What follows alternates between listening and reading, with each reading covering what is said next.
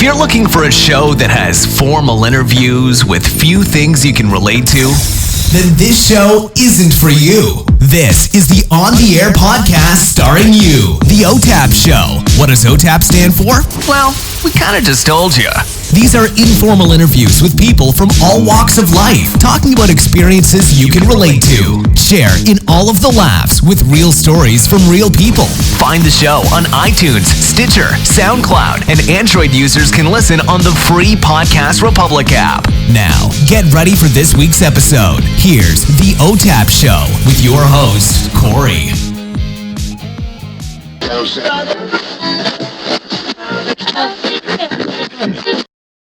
What up, everybody? It's your boy Smooth Over, aka Real Ghost White. Hey, this is Nikita, aka Jakari Star. Yo, what's good? This is your boy Bob. This is Kaya, aka Black Honey. Hey folks, this is Corey, the host for Metal for Brains. Hey girl, she's so pretty. This is Greg, the infamous New Age Ike Turner. Kicking it with the homie Corey, aka The Real City. Now you're listening to On the Air Podcast. And you're listening to the On the Air Podcast. The On the Air Podcast. The On the Air Podcast. Starring you. Starring you. Starring you. Welcome to another episode of the OTAP Show. I'm your host, Corey. This week we have the homie, one of the coolest motherfuckers on the planet. Goddamn Calvin on Twitter at solo X Machina. Yep, you got it. Okay, because I had for years I thought it was pronounced Solo X Machina like a dumbass. So got it all the time. All the time. What's really good, man?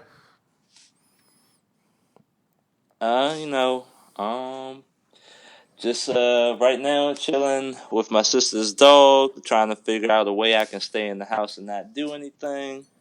We joke about being washed and whatnot, but I really do enjoy the solo time. I ain't mean to make that. I ain't mean to do that. It was definitely pun intended. I knew you was about to ask me, but nah, I ain't mean to do that. Let me tell you, man. I tell people all the time, like if they're like, so what are you doing today? And I'm like, nothing. And they're thinking, all right, cool. So you can do this. No, that's a design nothing. That nothing is a block of space for me to do nothing. I want to sit here and do nothing. I've worked. So, yeah. Actually, that's a nice way to put it. Like, I literally work all week so I can do nothing. Because doing nothing is actually quite expensive, Like, the whole time you're doing nothing, you don't get paid. I realize that.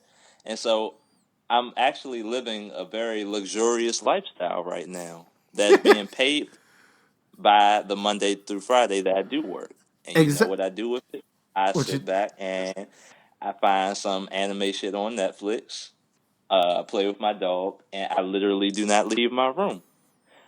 Unless one of my friends calls me out the house. Then we can get, some less expensive money spending fun popping.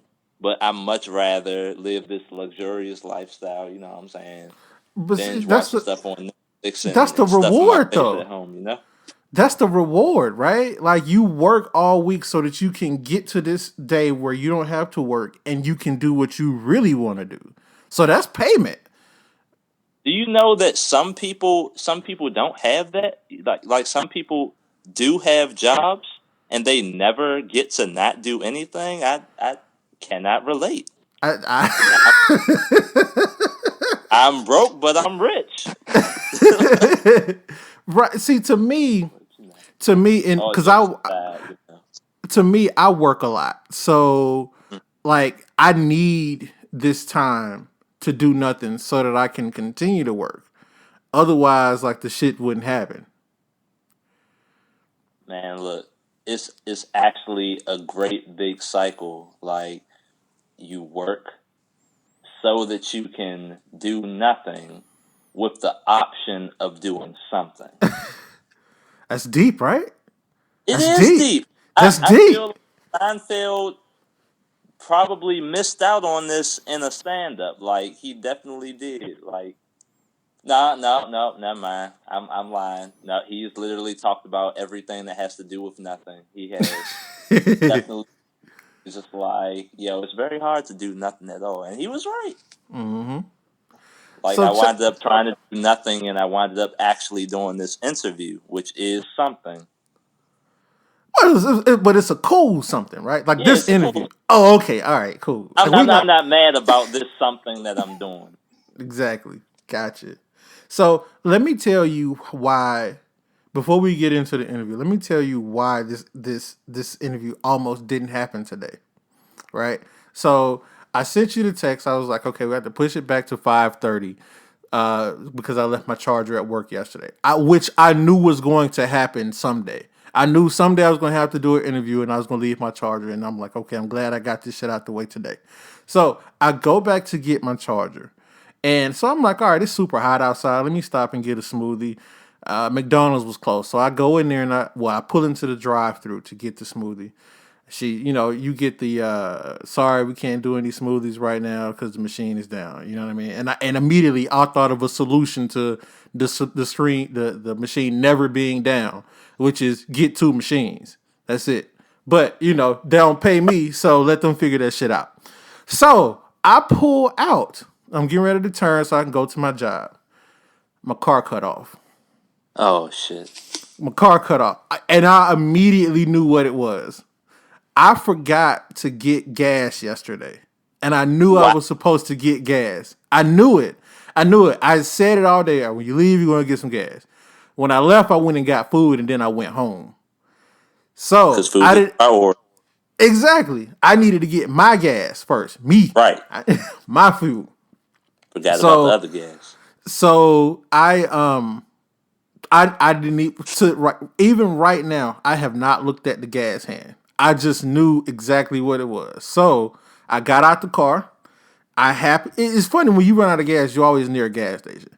So I went across the street to the Quick Trip. Must be nice.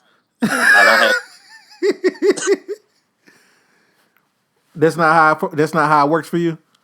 I mean, it's always a desperate situation. Like, can I stretch this last bit of gas? You know your little pointer be like a mile past the empty joint. But like, do I got enough to get 10 miles down the highway? Because, I live in the middle of nowhere, Maryland. You know what I'm saying? It's right past the border, past D.C., but you can get to a spot where you got to go a little bit of a ways before you find a gas station. So the good thing is my meter will actually tell me how many miles I have left in the tank, but you still can't trust it. Right. You'll get to like 2 miles and your engine just starts sputtering. You done turned off the air conditioner. You turned off your window wipers. You know what I'm saying? You done turned your radio down. Like, you not even breathing.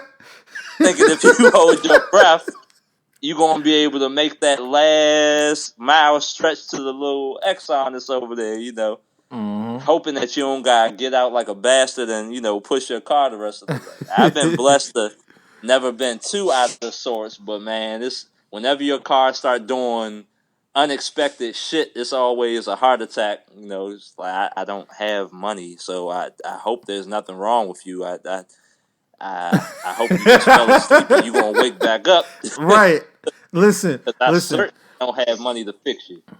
Listen, I promise you, I said I know exactly what this shit is. Now somebody pulled up behind me because, mind you, I'm trying to exit out. So, you know what I mean? So it's a car that just happened to pull up behind me. So I get out and I'm like, yo, you're going to have to go around because I'm pointing over to the gas station. So I walk over to the gas station. I get a gas pail, put the gas in there, come back over, put it in my car. And my car cranked back up. Still have not looked at it. So I went to my job, got my charger, went to another gas station to fill up for real. And then came back on to the house.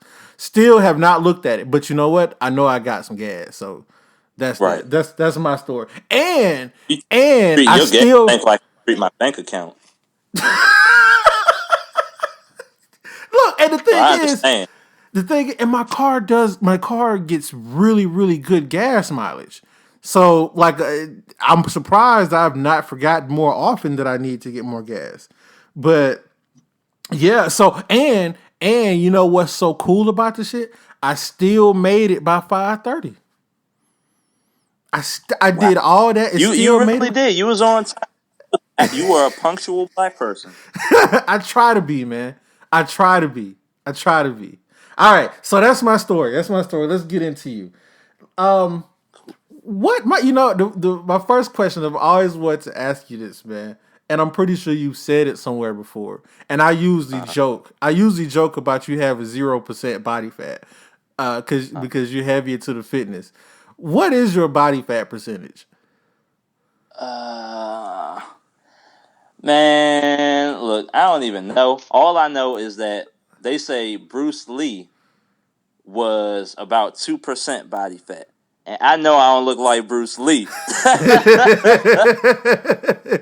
at the same time, they say that the average male got somewhere in between maybe 15 and 20% body fat. And I know I'm fitter than the average male. So what we can assume is that it is somewhere in between 2% and 15%. But if I was to give an educated guess, it would probably be somewhere around 5 or 6. When did you get heavy into fitness? Well, I was always like a hyperactive kid. I mean, this goes as far back as that would be a funny story to tell. So it goes as far back as maybe high school or maybe middle school. I was never really heavy into basketball. So when everybody would do pickup games around the neighborhood, and when everybody want to play, stuff that everybody else played, I had to find something to do. Now, what I will remember, and this will probably make plenty sense to anybody that knows me. Back when I first got really active, there was this show that everybody knows, All That used to come on Nickelodeon. I loved All That. Everyone loves All That. I mean, OG All That with Keenan Kel, Lori Beth Denberg, and all them. Yeah. When they challenged you not to laugh. I would do it every episode, try not to laugh, and couldn't help it. I would laugh. Oh no, you gotta laugh, and I was younger than you were, so I didn't even get a lot of the jokes for real, but I funny. But during the commercial sequence, if you remember, there was always a guy that was breakdancing. You remember that? Yeah. That was going to commercial. There was always a guy breakdancing.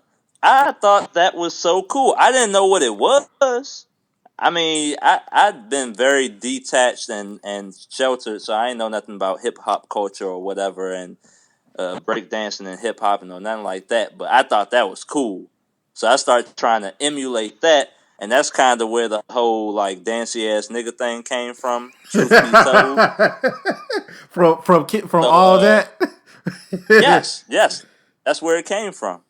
So, going forward through middle school and high school, I was always doing some type of exercise that I thought that would make it easier for me to do like acrobatic stuff.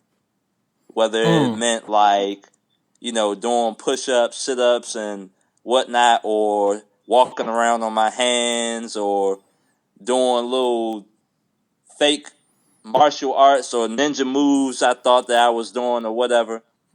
So it was around maybe 9th or 10th grade or 11th grade that people start really zoning in on what it was I was doing when nobody else was watching.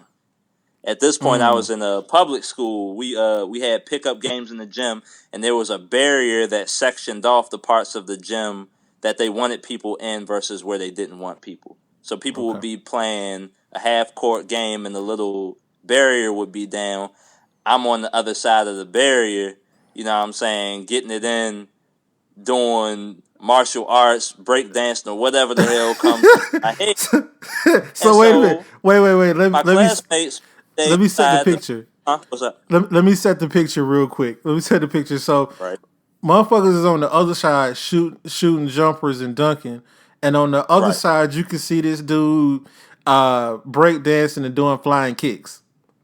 Basically, that's literally exactly what it was. Okay, That's exactly okay, what it okay. I was really into capoeira back then. For those of The Brazilian that martial don't art. know, that's the Afro-Brazilian martial art that looks like Yeah, breakdancing. I love Right. that. I can't do the shit, but I love it. Ever since I seen Only the Strong and Eddie Gordo from Tekken, I was on that shit. I was like, yeah, I'm gonna learn how to do that. Look, I knew So who Eddie Gordo was because of Only the Strong. I knew exactly what he was doing. I was the only one in the hood that knew what capoeira was.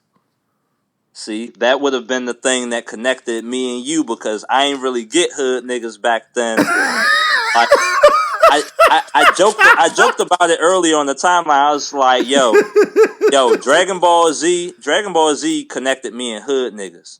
I ain't know hood niggas knew about capoeira. Matter of fact, I use capoeira and practicing martial arts to keep niggas from fucking with me because they would be playing basketball. I'm back around there doing crazy shit. And so all the little troublemakers, they come back there like, oh man, Calvin on that spin kick judo shit, man. Don't fuck with him. Now, mind you, I wasn't about shit back then, but them niggas knew back then, don't fuck with nobody that lift their feet off the ground. Like, that's all they do. Is like, niggas knew how to square up, but if niggas bringing their feet off the ground, nah. You gonna have to go get the strap. Because he be done kicked you in the next Tuesday and you don't got nothing for that. So just go get your strap. Just go get your strap. You know you ain't about that. Right. But my niggas came around the court, and of course they was like looking at me. And I always been a person that I don't want people to see what I'm doing. I'm a little bit less ashamed about stuff now. I'm awkward and I know it, so it's whatever. But back then I'm just like, oh shit, it's people looking at me. So I look at them, kind of look back to the side, and go back into what I'm doing. Now, truth be told, I'm thinking back to that shit, and it's like, damn, they could have thought I was like a serial killer or something. Because that definitely falls in line with the, oh my God, look at this weird kid doing weird shit. Let's be nice to him because he might bring an AK. Right. Yeah. I literally been doing shit like that all my life. So that's how I got into it. I mean, I didn't really get into the weight training and health professional stuff until like maybe 3 years ago. You know, as men, we know, hey, if we want to be fit, lift heavy stuff in the air. Woo. That's how we get strong. Right. But we don't know nothing about form and how often you're supposed to do it and how intense you're supposed to do it. And God forbid, while we, winging it and doing our own thing, we actually get injured, and don't make it past our prime without something that basically stop you from ever reaching your full potential. Luckily, I was able to, get this job that I have right now at a community center. They stuck me in the weight room really just to make sure old people don't fall off the treadmills because, believe it or not, when we first opened, they was falling off them joints like gangbusters. Like, That's not funny. Every day. All you gotta do is press the go button, and it starts off like half a mile per hour, but it was like, man, they became a liability. So, damn, they stuck me back there, and I was bored. Like, literally, I was working the front desk at first, but now they got me in a gym for 6 hours. I can't do anything but watch old people. So I started being like, hey, why don't you do this? Why don't you do this exercise? Why don't you do this? Just to pass some time. And they loved it so much, they basically begged the director at the time to keep me in the room because they felt safer with me in the room. Oh, that's dope.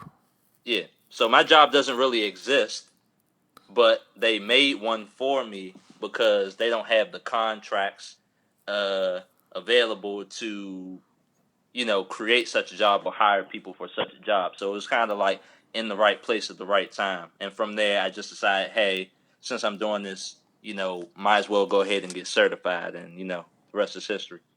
Okay. All right. So, excuse me. They helped you. They basically created a job because you were in there preventing old people from dying. You were saving lives essentially. Yeah, man, that was saving lives, man. That's I dope. feel important. That's a no. Seriously, like jokes aside, that's you didn't have to say, "Hey, try this exercise." Granted, it certainly was making your job easier because that's one less person you got to watch. But still, Right. they appreciated it, and you did that. You could have just been some old asshole Yeah. that just stand there just to watch them. So, I mean, I could have, but I definitely would have been bored. And also, I mean, don't get me messed up. I'm grateful for the job. It's only like it started at like $9 an hour, and even now it's only 11. And once you get certified, your average pay rate goes up hourly to up about $15 to $50. Hmm. Now, truth be told, they still having their cake and eating it too because I'm working here and they don't have the contract to make me like a certified personal trainer that works there because it's just a community center. But what I've found is that when you're thankful for what it is that you do have and you you say yes to opportunities and you make the best of what you got, people take care of you. You know what I'm saying? Yeah. So Yeah. it's unethical for me to take funds for personal training while I'm on shift or to even use the facility for that. But the elderly folk know how it is and they know that they're getting a great service. You know what I'm saying? So they have taken care of me. And I joke about it all the time. Like, how some people have work wives and work husbands and work aunties and stuff like that. Like, I got hella work grandmas and grandpas. They be bringing me food. They bring me cards with cash in it for my birthday and on holidays. They randomly do that. The thing where an old person will slide money in your pocket and you won't even feel that shit. They just give you this glance like, shut the fuck up. Just shut up. Or sometimes they'll put it in your hand and you like, wait, what the hell? And you don't understand until they like smack you like 3 times. Boy, shut up. Stop being so obvious. I'm trying to take care of you. Black people known for that, but they understand. And so it's like God sending quail and bread to the Hebrews lost in the desert, man. It's like Mm-hmm. you wish that you could be where you want to be and making the money you think you're supposed to be making, but while you on the way there, you got sustenance, you got people looking out for you, and you can never betray your network.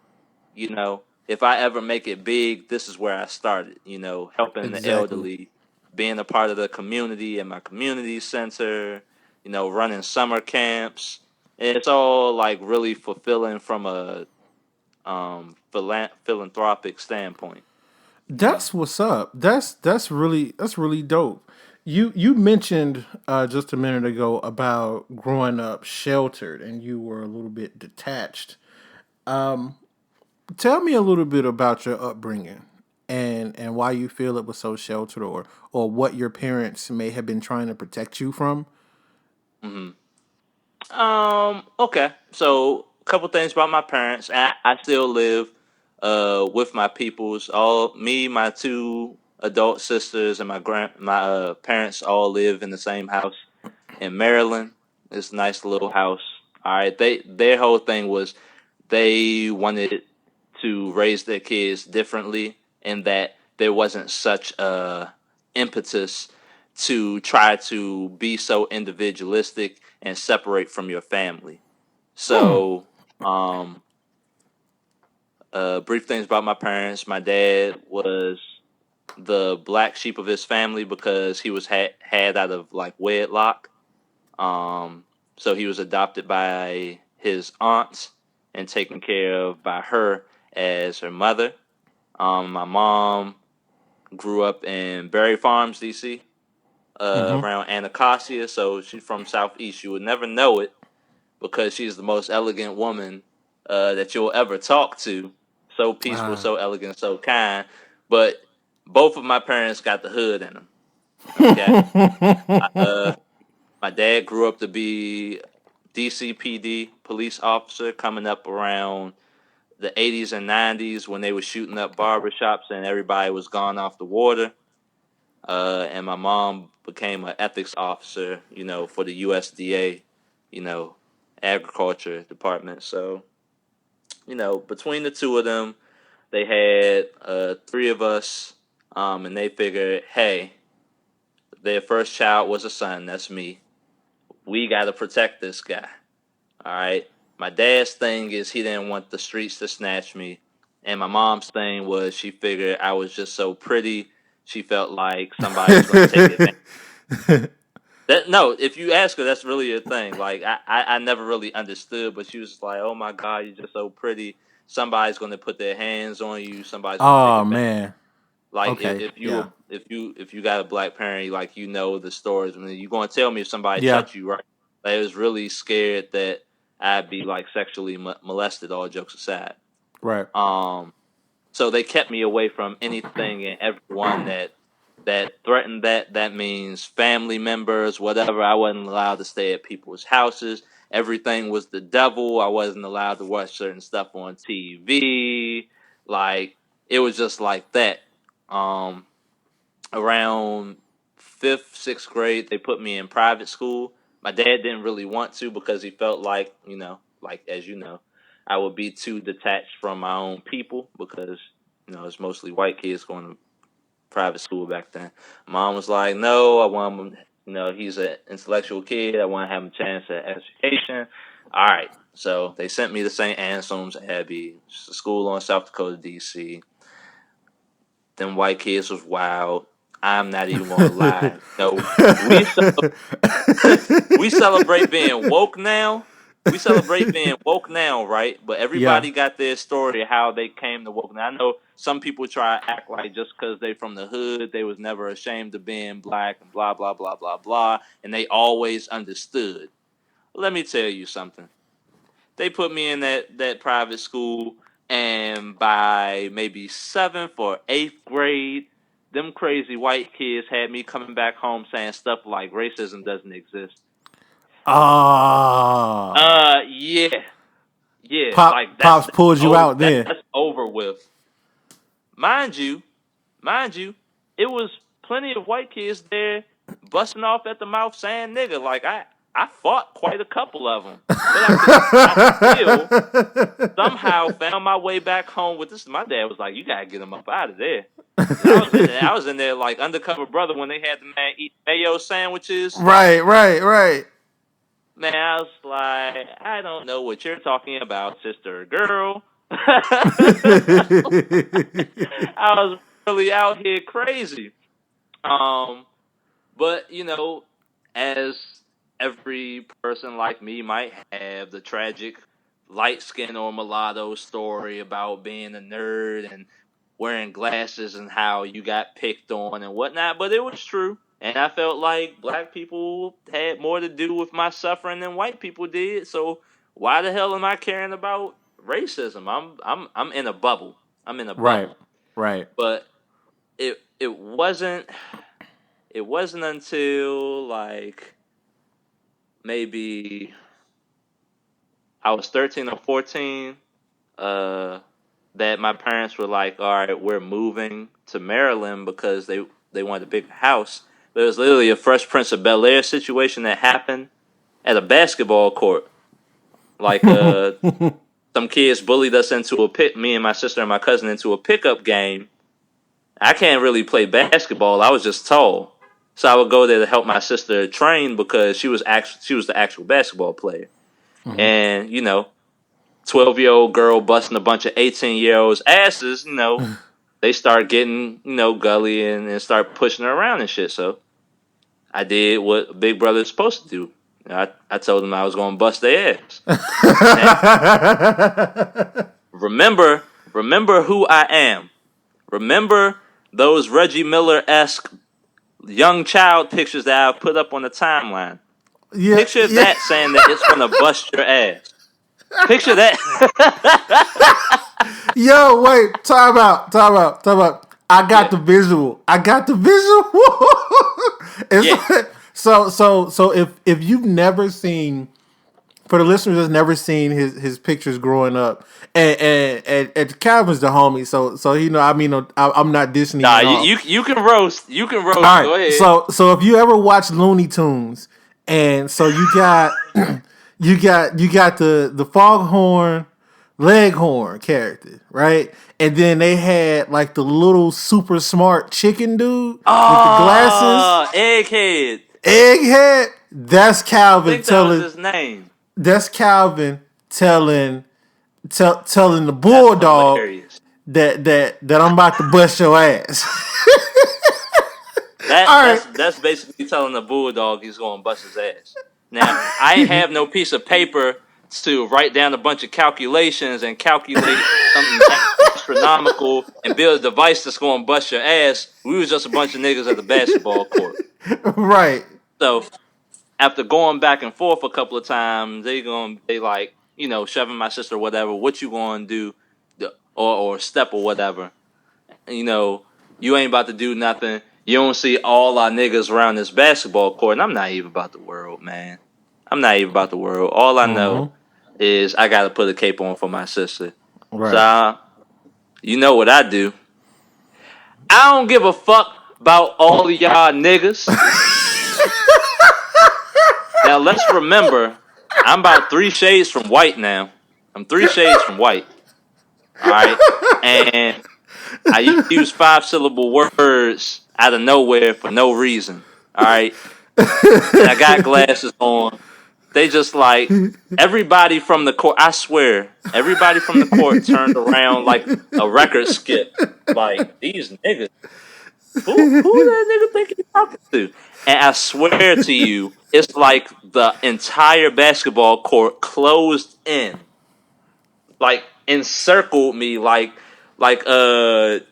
Jon Snow off of Game of Thrones when he was suffocating in that pit full of people fighting in the war. That's how it was. And so my sister was just like, yeah, I think you need to go. But I'm amped now. I was like, man, nah, I don't give a fuck. These niggas acting all aggressive, acting like they going to steal on me, and I'm walking slow as hell. I felt like a thug. I was like, yeah, I'm out here. I'm leaving, but they not about to make me leave fast. Fuck it.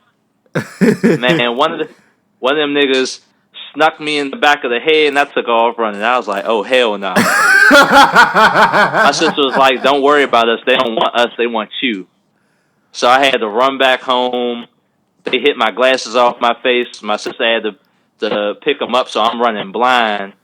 I had to hurdle some niggas sitting up at the corner with their bikes or whatever because I ain't see them till like the last minute. I knocked over their bikes, so they started chasing me too. I had to wind up running behind a neighbor's house and like crossing over to my house from the porch because I didn't know where they wanted to stay. After that, my parents were like, "Yeah, we moving." So we moved up to the east side, and that's basically what it was. I wound up going to public school after that. That's around the time that I developed that whole, if you ever seen the New Guy, the whole act crazy so won't nobody fuck with you. Yeah. Who's the bitch now? Like, who's the bitch now? Like, that whole movie was my template for survival there because I didn't know how to talk to girls. I didn't know how to talk to black people. I didn't know how to do any of that. So that's where the shelter comes from. And I also did not do more than 1 year of college. So I really never had that experience where it's like you get out into the world and find out, hey, all these niggas are not from the hood. All these niggas do not want to destroy you because you're not from the hood. None of that literally none of that came until Twitter. Ah, okay. Right. Okay. So, you know what? In hearing that, it really was like the Fresh Prince. You got in one little fight and your mom got scared. Like, yeah, okay. Exactly. That's literally exactly what happened. So, I would imagine that in going through all of that, How much has Twitter played in your social growth and development? Wow. I know people might think I'm exaggerating when I say this, but Twitter like literally saved my life, man. Like Wow. Twitter literally saved my life. I don't really know how else to put that into words because a lot of people will get mad. Now that communication has got such that we're in each other's spaces and we're in these social circles that we never been before. We Mm-hmm. like to act like, hey, it's my people skills that got me here, but it was literally because a bunch of people who can be introverted at times got together on this site and little by little was building their cliques and finding threads of commonality or whatever. So I know Mm-hmm. you ever seen arguments like, why is everybody acting like you're so special if you like anime or whatever, or how Mm-hmm. you're different, or people like to poke holes and stuff like that. But man, back when I was coming up, that was the weird thing to do. You know what I'm saying? Mm-hmm. A lot of us had that love of DBZ because that was like what we call the gateway anime. And it's Yeah. like we anime nerds liked it because that's what was on the TV, and we didn't have simulcast, so you couldn't see what they was airing in Japan at the time, so you was limited. And then Right. at the same time, hood niggas loved it because there was a bunch of aggressive ass niggas blasting on each other and beating the shit out. Yeah, we amped up. Man, you see that thing Goku did yesterday? Man, he fucked that nigga up, and we could vibe over that. So it was awesome, but it wasn't as easy to find your support group. Back when I was coming up. So I say Twitter saved my life. It was like I found my niche. I found my friends. Like I found my network. I learned that even though I'm awkward, I still have something to offer as far as it pertains to attracting the opposite sex. Mm-hmm. My first adult girlfriend I talked to on Twitter before I ever met her. Like, my adult life literally got popping like after Twitter. And so I don't know what I'm gonna do when everybody migrates to the next social network. So I'll be like, I mean, I got all the people I care about phone number now, but it's just like, wow, like I literally went from one of those problematic people. And I mean, we can get into that too, like wow, like all the fucked up ideas I had about the world until I start listening to all the different perspectives of people like around me. It's like, where else can you just, besides, people who come into your life and you think they're exceptional just because you know them and they're in your life.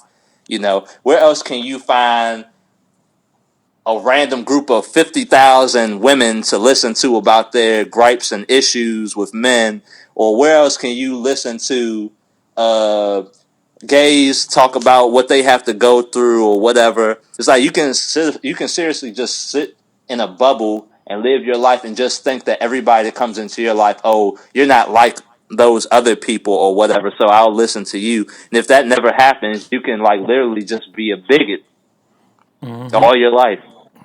I mean, have you ever just sat there and like searched back in time to see like what you used to say like years back? Like, oh I my look. God. I shit you not. I shit you not. I did that last night, and I deleted some stuff.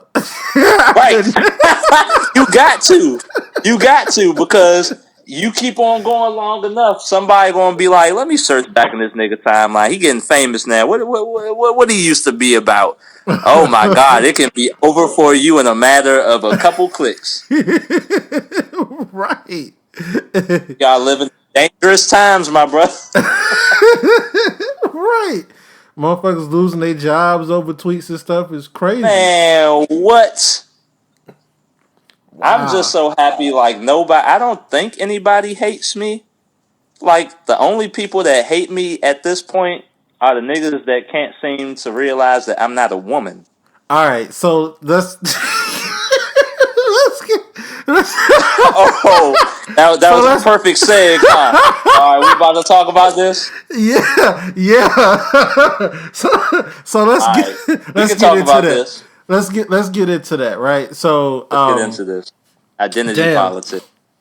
Yeah, so like that's you I think you handle yourself very, very well. And I think you deliver in your response, it has the right amount of aggression. What I'm curious about is knowing what you know martial arts wise and fitness wise, your stamina is probably much more than probably the average person. Why haven't you fired off on somebody yet? Like I feel like it's right there. Cause motherfuckers get I super mean, disrespectful with you, and I'm sitting here like you have no idea what this dude look, knows. number one, I have the joy of the Lord in my heart. That's number one. That's the most important one. I'm laughing, but I'm not joking. I have an amiable disposition, and it really takes a lot to get me really, really upset.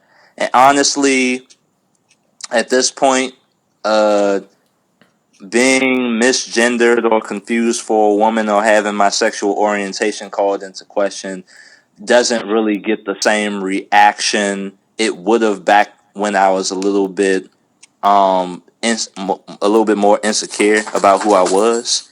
Because like one of the weird things about being where we are is like, okay, when you get miss whatever your identity is, whatever, miss political affiliations, miss ethnicity, whatever. Whenever that happens, you have to find the balance between stating who and what you are without insulting the group that you are distancing yourself from. Okay? You're So absolutely right. so you can't just be like, I ain't no bitch. I ain't no F word, the F word for gay Yeah, people, yeah, yeah, yeah. I ain't no tranny, I ain't no nigger, I ain't no crap, you gotta be careful because, you got affiliations and stuff like that. And so it was very hard, and sometimes the people outside of who you are, who you group yourself with as far as associates and friends, may not understand why you get upset because what's wrong with being a woman, what's wrong with being a homosexual, what's wrong with it. The only thing that's wrong with it is simply that it's not who I am. Now you Right. can go further.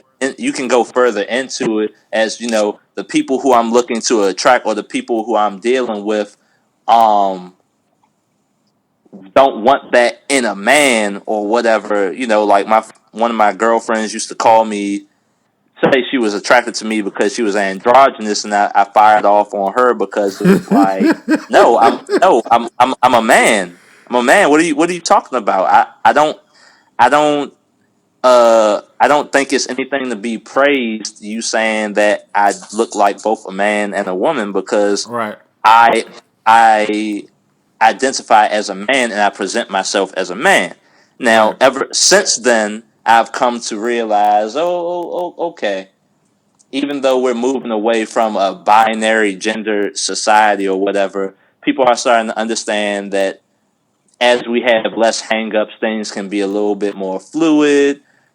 I don't think that the terms masculine and feminine uh, even have relevance anymore. I think they're outdated now because of the separation of sex and gender. I don't really think it's purpose, but for all intended purposes, let's say I understand that I can pull from both masculine and feminine energies as far as who I am. The things that people rigidly set forth as the dichotomy between genders, like a man should be aggressive and a woman should be passive, or a man should be logical and a woman should be emotional. If you cater to that type of thinking at all, then I can understand why one person would think, okay, he's both feminine and masculine. And honestly, once I came to terms with that, it kind of niched me out because it's like, oh, this is what people seeing me. Oh, this is what women like. Okay, whatever works. If you like it, I love it. If you like it, I love it. All right, so let's go back to the reasons why I ain't fought niggas yet, though. So, number one, I said, I got Jesus in my heart. Right. Two, it works for me. You can be disrespectful about it all you want to, but your dick probably dry. And your sex probably whack. So, number three, niggas out here crazy, and they don't believe in squaring up. All Yeah, right, you're right. niggas is crazy. They don't believe in squaring up. All right, like I done gotten a couple of fights over the last couple years, but it was always the the method of surprise that got me out of situations. Because I don't go looking for fights. I only believe in like fighting if I ain't really got no other choice. Because once you start fighting, it's unpredictable. Right. The last time I truly had the chance to knock somebody out for being disrespectful is during Margarita March in DC a little while ago. I was talking to Cornelius Korn, and some dude walks up on us, and he's like, he's drunk, but he's like, "Hey, aren't you that dude that gets confused for a dyke on Twitter or whatever?" But he said it like we was best pals, like it was the first time we meet, and he said like we best pals, and we're gonna have a great laugh about this.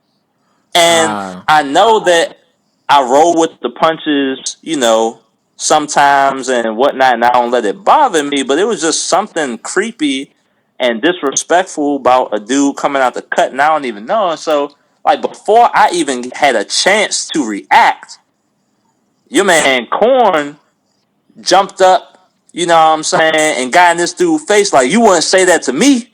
You wouldn't say that to me."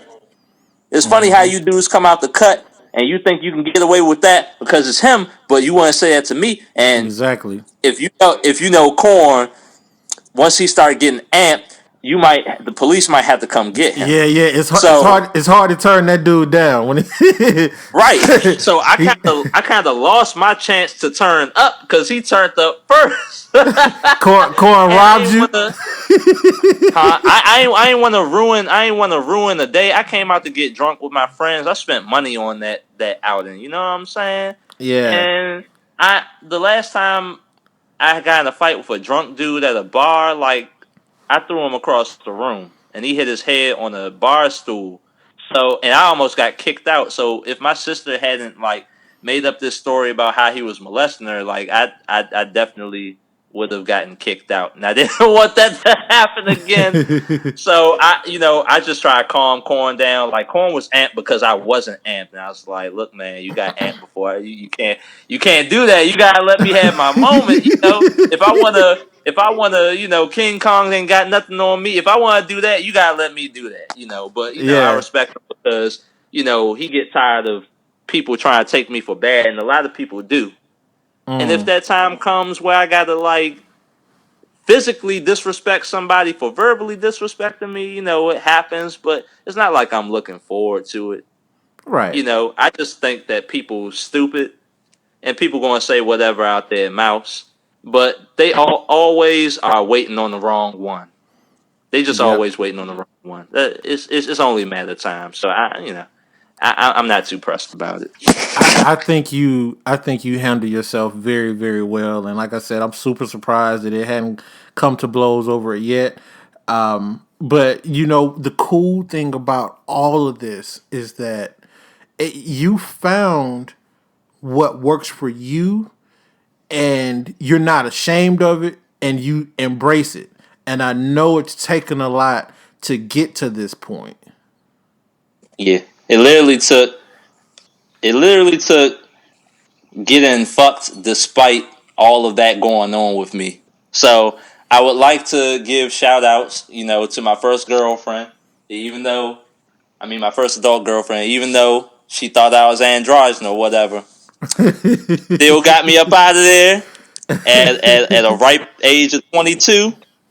I don't know where I would be if that didn't happen, but thank you for showing me that I could still get some and stay true to who I am. That is all. So let's talk to me about martial arts and that whole thing. Like, so you recently went to Japan, right? Huh? Like you walk around in like kimonos and everything. Like, tell me about that. Like, first before we get to the kimono, because I that's a whole nother story. Tell me about Japan. What made you want to go? What did you learn? What did you see? Was it what you thought it was going to be? Okay. So I went to Japan for the first time on a 11th grade class trip. Like, my school had just been reopened after being closed for like a decade. And so they were really trying to stunt and have stuff for the news to talk about. So we actually had a Japan club. All right. So they figured, oh, yeah, we're going to teach these niggas culture. Japan club. I ain't know no other schools that have a Japan club. I was like, Japan club? I'm in public school. What is? So I wasn't even in the Japan club because I had already become somewhat obsessed with Asian and specifically Japanese culture by then. But I had no idea we had a Japan club. Right, I didn't even know there was an option. Yeah. So it wasn't until like I became infatuated with this girl who I had actually gone to school with in 5th grade before the private school, and now I'm in 11th grade and this person shows back up and I'm following her around, like whatever she says do, I'm doing it. She say jump, I'm like how high? She want water, how tall you want the glass? She tell me, hey Calvin, we got a Japan club. Come on to Japan, we going. I'm like what? I come to the Japan club. I'm happy that there's a Japan club or whatever. And then they talking about this trip, and she was like, "Hell yeah, we going." And I'm just like, I had never been outside the country. I barely been out of the state. Like, we would go to Myrtle Beach or Florida every so often, but I was just like, I don't even understand how a person just gets up and goes out of the country. The idea was so new to me. So I go home and I'm tasked with telling black parents that I need $4,000 to go on a school trip to Japan. And my dad looked at me like I lost my motherfucking mind. He like, 4,000, what? Where you think that's coming from, buddy? But, my mom was like, this could be a new experience for him. We can broaden his horizons, blah, blah, blah. My dad was like, yeah, all right, whatever. Like, he not really taking that all too seriously, but I mean, sound like my dad. Your mom, when she got a thing in her mind, she advocate for you. You know what I'm saying? I don't know what she gotta do, but I don't know. But they wound up sending me on a trip. I'll never forget it. I don't think I fully appreciated it when I was young and didn't understand how much went into making that happen, but they made it happen. So, boom. Because, girl, here we go. I'm on a whirlwind 10-day trip to Japan. They took us to Tokyo, Nagasaki. I mean, not Nagasaki. We went to Hiroshima, where they dropped the atomic bomb. Yeah. Ogawa, Okinawa. Like, oh my God. Like, it was culture shock. Like, and I was just an awkward nerd with not a lot of friends. Like, once everybody got over there, they got real cliquish, and I didn't really enjoy the trip as much as I could because the girl that I was following around kind of like abandoned me to be with other friends. So I didn't take all the risks the other kids took, winding up going to places where they shouldn't be and having all types of adventures. I kind of just stuck to wherever the teachers was going to take us. So even the teachers was getting shit drunk and falling out in the streets and leaving us on our own devices. Damn. My ass was the only one in my room when I was supposed to, going through that, emo kid stage and why don't girls like me? So depressing and pathetic. Anyway, so I went on that trip. It was amazing. I came back kind of like, wow, I really got to come back. Like, is this all there is to life? So fast forward 2 years ago, me and a friend from high school that had reconnected, he winded up in the Air Force. He's like, yeah, we got to make it back to Japan. And I was like, yeah, Japan, I want to go back. Only thing is I'm broke as hell. So I was like, okay, we going to go. But I wasn't really taking it all that seriously because I never planned out anything. I didn't plan anything because the way my life changes is the smallest thing get in the way of the trip, and that's blown up. So I don't really believe in plans things out too much. So Yo, not to cut you off, I am the exact same way. I have to. I know what I want to do. I don't like planning so far ahead because it never works out for me. So I like to wait where there's minimal room for error and then push the button. Yeah. Right. That doesn't work for everybody, but it worked for me. So I feel it works. It works for me as long as I have money. Well, yeah. So, long story short, what had happened was, we got to maybe the 3 month before the trip was slated to happen mark. All right, and my friend hits me back up. He's like, "So, we still going, right?" I'm looking at my bank account. I had gotten a smooth $2,300 back from my taxes. I don't know how. I mean, I worked like for 1 year. I worked 4 jobs. Don't ask me how, but I did. Two part times, and 1 full time and 1 almost full time. Like, I made it happen. So I had a little bit of money. So I was like, yeah, we go. My anxiety started kicking in because I done made a commitment now. Like, committed. I was like, I don't got to think about too much. It's a military nigga. He probably got everything planned out. Where we going to go from day to day, blah, blah, blah, blah, blah. Cool. So 2 weeks before the trip, we still ain't talked about anything or planned anything. And so he's like, did you buy your ticket yet? I'm like, let me buy a ticket now. So I buy my ticket and I'm freaking out. I'm like, shit, I'm going. Fuck, I'm going back. I'm going. Shit. So, I'm just like, all right, whatever. Now all I got to do is make sure I got the phone plan that's going to let me use my phone over there and we good. I got unlimited minutes everywhere from Sprint. So we're icy. 3 days before the trip, this nigga. So, I'm going to be a couple days late in the trip. I'm like, nigga. What do you mean? What do you mean? Yeah, I'm gonna be a couple days late. Yeah, I got hung up with paperwork.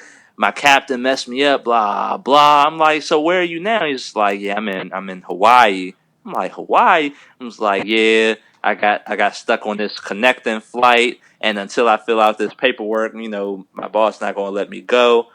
Come to find out, basically what happened is the nigga didn't set out money to go to Japan. He was trying to get there off of one of those priority flights that military folk get. Oh. But if you wind up too far down the list, you could be waiting for forever for your flight. Right. So exactly. He never made it to Japan. So now he never made it to Japan. You in the land of the rising sun all by yourself. Solo. I did on purpose that time. So I mean, I didn't know it was gonna end up like that at first. I'm just like, I'm thinking he gonna be there Wednesday. So I'm like, where am I gonna stay? He's like, I got a military friend. He'll take care of you. Blah blah. Just hit him up. I'm just like, you ain't already talked to him about this? He's like, nah, he cool. Just hit him up. And I was raised to never like inconvenience folks that don't know you Yeah, specifically. exactly. So Exactly. I was like, man, the only reason he even thinking about being cool with me is because he thought you was gonna be there. So I was like, man, nah. So I had to get independent real quick, like real quick. So I get over there. I'm reading signs. They all in Japanese, but there's some English someplace because I'm in the tourist trap. So I'm like, cool, bet. All right, I know I got to get to Tokyo. So, I made sure I got to Tokyo. Then it was like, find a place to stay. I was like, fuck. I was like, I got a budget. I got like $500 to spend on a place to stay and nothing further. I'm looking at hotels. We in the tourist trap, so them joints like 100 something a night. I'm like, So, that's how I got hip to Airbnb. I'm like, oh my God, this is it. I stayed at some like college dorm-esque hostels, and I stayed at Airbnbs. I switched up like every other day. I went to a different district every day. I mostly stayed in Tokyo because I was too scared to venture out too far, and my battery was only lasting for 40 minutes, and I wasn't trying to be like, Macaulay Culkin out here lost in New York, Right. but in Tokyo. So I did wind up getting out, but the nigga never made it. He was in Hawaii, like literally getting prostitutes and stuff. That's my homie, but he was calling me. He's like, yeah, you need to come over here. They got girls. I'm like, nigga, you're supposed to be here. Don't talk to me. Don't talk to me about the Hawaiian girls you getting, like, because you spending money now. I'm like, man, you could have spent money on that flight. Exactly. Like, I'm over here freaking out. But the trip was awesome, and I brought my kimonos that I bought the first time I was in Japan with me, and it's just become a thing. I was like, man, nobody ever seen that. Yeah, exactly. Like, we need to get on that. Like, Japanese people love black people.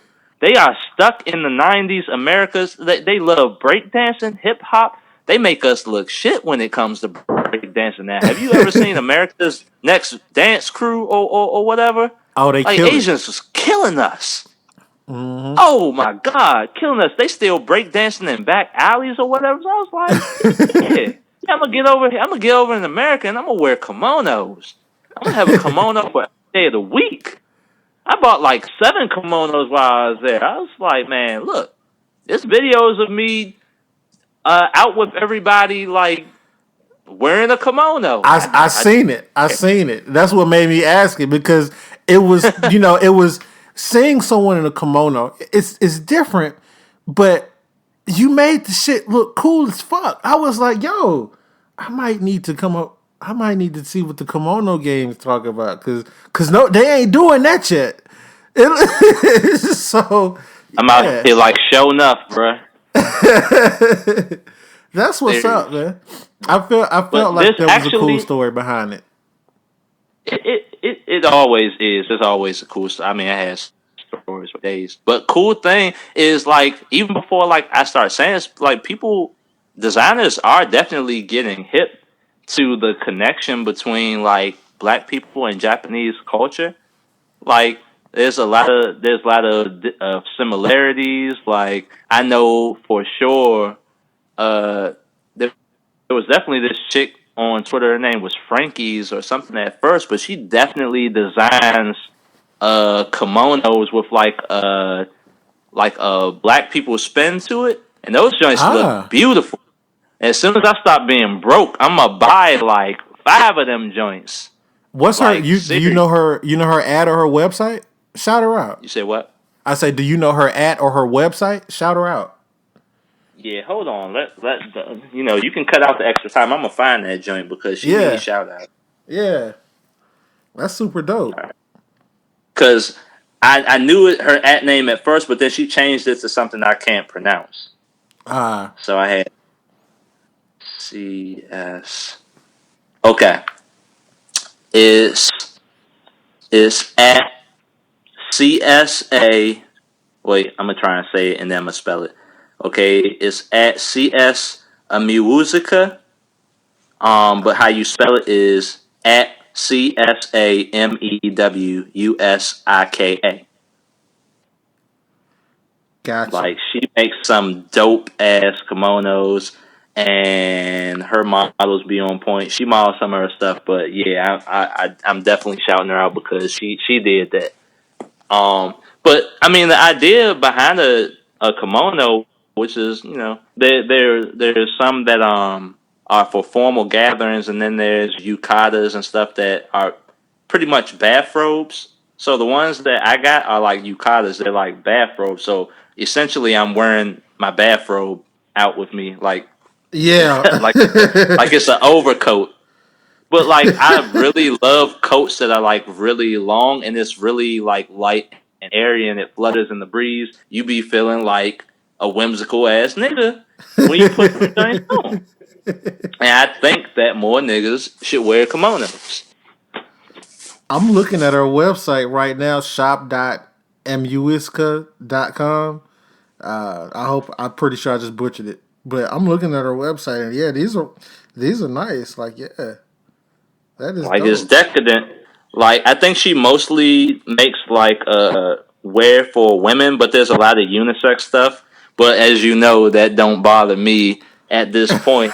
Like she make a kimono and it look a little bit too dressy. I'ma just be in a dressy ass kimono, and I dare niggas to say shit because you're not going to whoop my ass, and you're not going to take any girls that I get. So it is what it is, you know. Man, that's what's happening, man. You're the homie. You like I said, man. I shit you not, coolest dude on the planet, man. And it's like you walk in that, and that is great. Take a moment, man, before we. Well, actually, no. Before I even do this, do you have any questions for me? Oh man.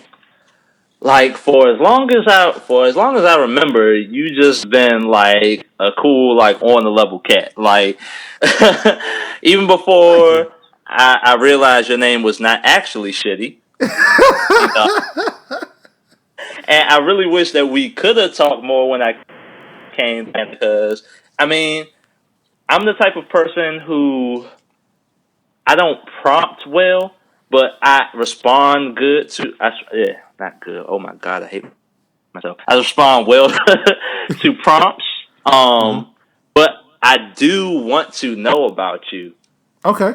What's Like up? you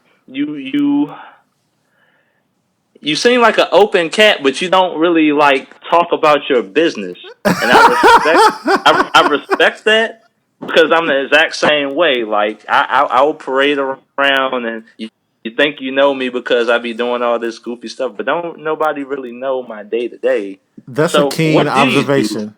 That is a What do very, you do very from keen day to day? observation. All right. So from day to day, like I'm a corporate trainer. So I train people on different things corporate wise, like in the office. More specifically, the Affordable Care Act, otherwise known as Obamacare. I teach people how to consult. I teach people how to sell it. I also teach people how to put people in the best plans based on their needs and how to interpret it.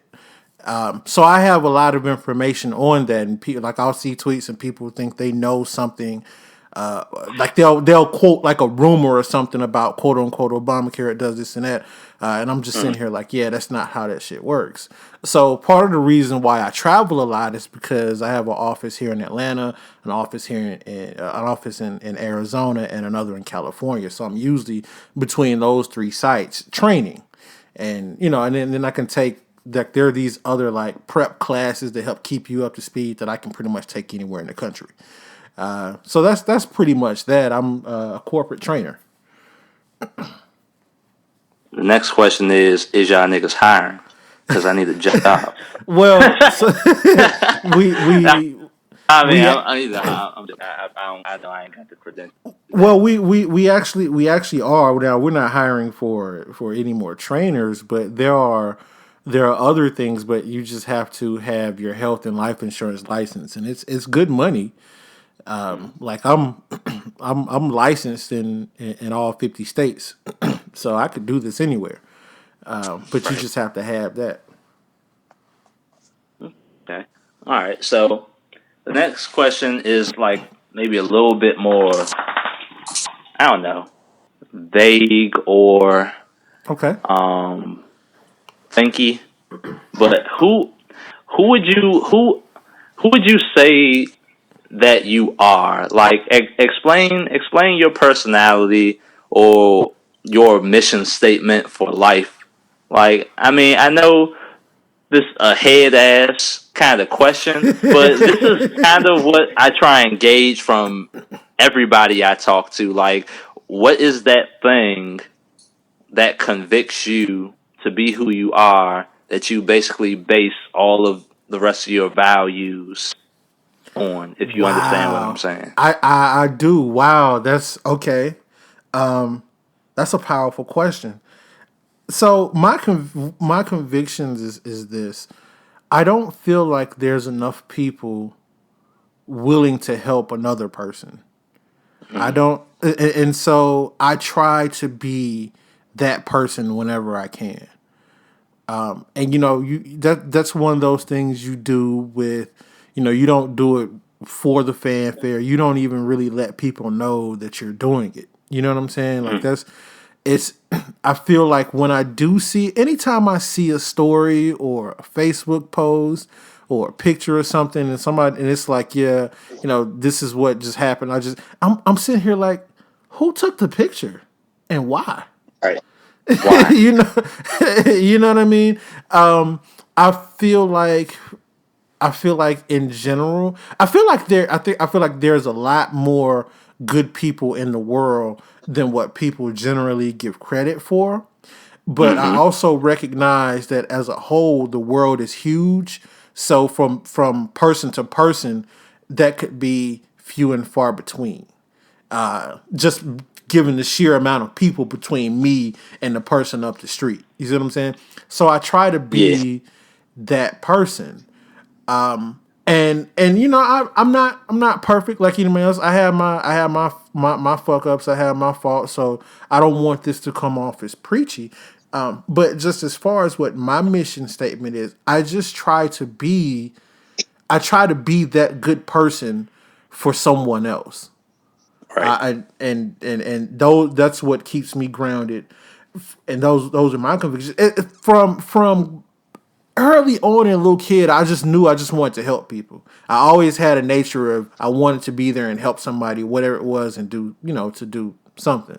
Now it's hard for me to ask for help, but I don't mind being there for Right. other people when I can. I just feel like there's a Exactly. shortage of people that's just not there for other people, and I just try to be that person. Right. I understand that. I Cool. mean That was that was a great answer for like a head ass question out of nowhere. You deserve some claps for that, because it's like you go to the pageant and you ask them like what do you want to do for the world, and everybody say world peace, but the real answer is something like what you just said. Miss USA need to take some notes from you. well. I All mean, right. it was what was in there. It was real. Right. And this is why I tell a lot of people that I'm choosing to actually create a non, what you say, superficial bond with. Mm-hmm. I tell them, hey, look, um, we're not gonna be doing this meaningless talking thing. So, like, let me know who you are, like beyond high and by every day, like what you about, like what can what can I glean from you being in my life for any specific reason? And I never like outright like ask a person like what I just asked you, but it's something that I assume that in a couple of conversations or meetings and rapport that I'm going to find that out about them. And Yeah. I treat everybody with the same base respect. You know what I'm saying? But I will quietly like distance myself a little bit if I don't really see anything like in that person. I know that sounds like strange and cruel No, or whatever. it's not, because I get it also. Like I think people view me as like this big happy-go-lucky person, and it's not that I'm so much happy-go-lucky. I am very trusting of my own instincts, so I treat everybody at that same baseline level of respect too, and I'm willing to give benefit of the doubt in most cases. So I'm not naive to people. But I know that you're never going to fuck me. You know what I mean? Because I'm not going to allow it to happen. Because Nope. I will distance myself also. I don't have a problem with cutting people off. You know what I mean? So it's not that I'm naive to people. I just my sensors are strong. Right. Plus, it's tiring to walk around in the defensive all the time. Yeah. Definitely. And you know what else? Like, that's another reason why I started doing this podcast, is because I want people to see and hear the stories in other people. Like, you might listen to an episode and you might be like, you know what, that person's an asshole. I think this person's an asshole. And then, or they're a jerk, and then you listen to it and realize y'all might not be that different. There's actually some good in this person. You know what I mean? So yeah, that's why I started doing it. But anyway, that's another thing. Did you have any other questions for me?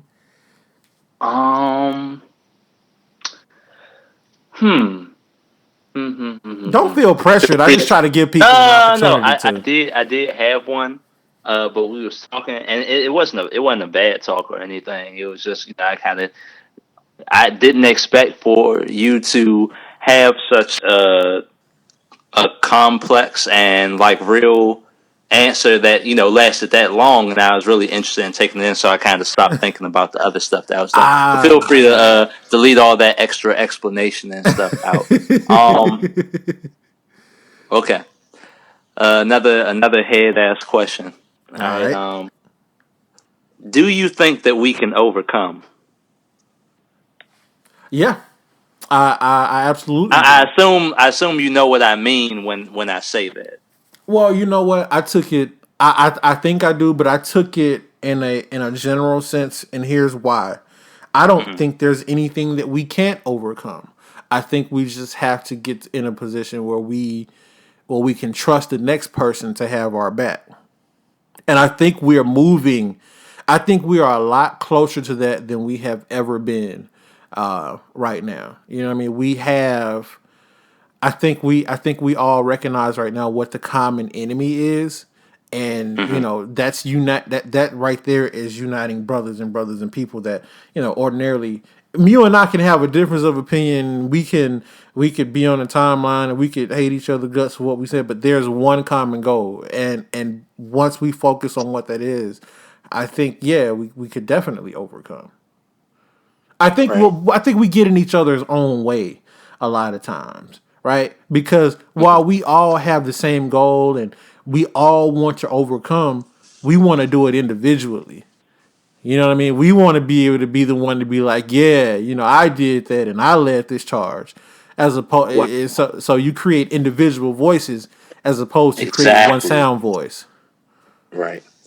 I think it's amazing that you put it that way, because I was expecting for you to go one way, when I asked that, what I'm saying? There's a couple of different ways you can take it, from, the general sense of the individual, and then from the sense of we as individuals, or we as people.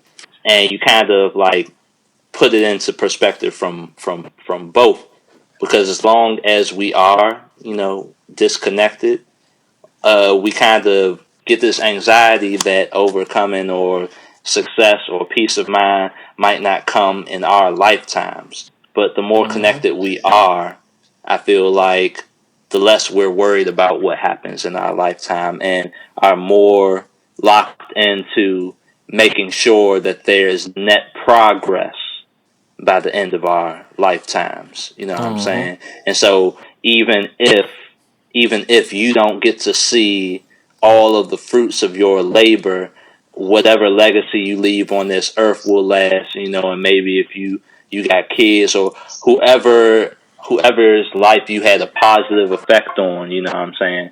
They will see the fruits of your effort. They will enjoy the fruits of your effort. If you're not disconnected, something like that should make you feel warm inside. Like, yeah, maybe it didn't happen for me, but I did something good. I did something for that person. I did something that will last.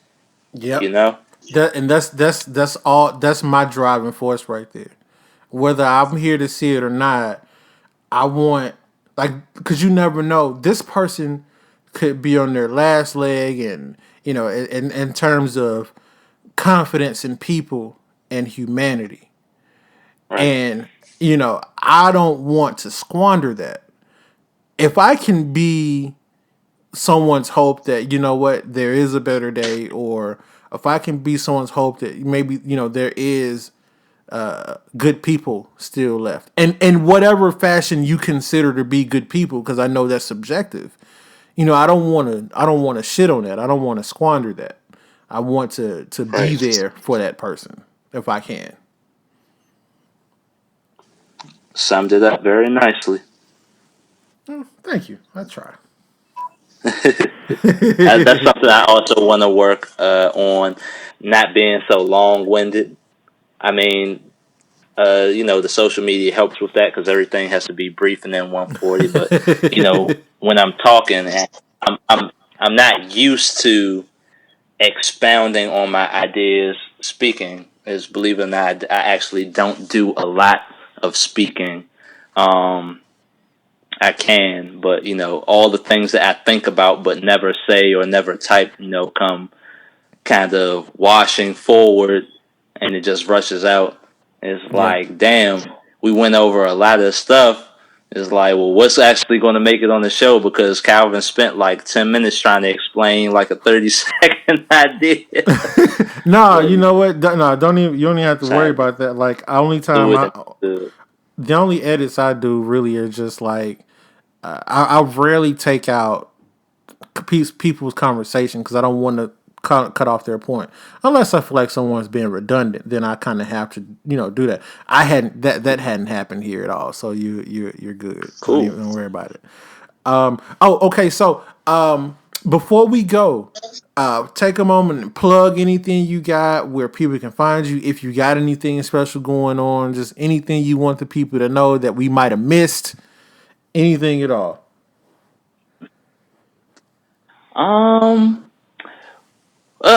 Well, I am trying being the key word there, to separate to some extent, like my personal social media accounts from the work that I do as a personal trainer and a health professional. So I have an account that I'm starting. It's called @ID Soul Fitness. I is in igloo, D is in dog, Soul Fitness. And the Instagram account attached to it is id.soul.fitness. All right.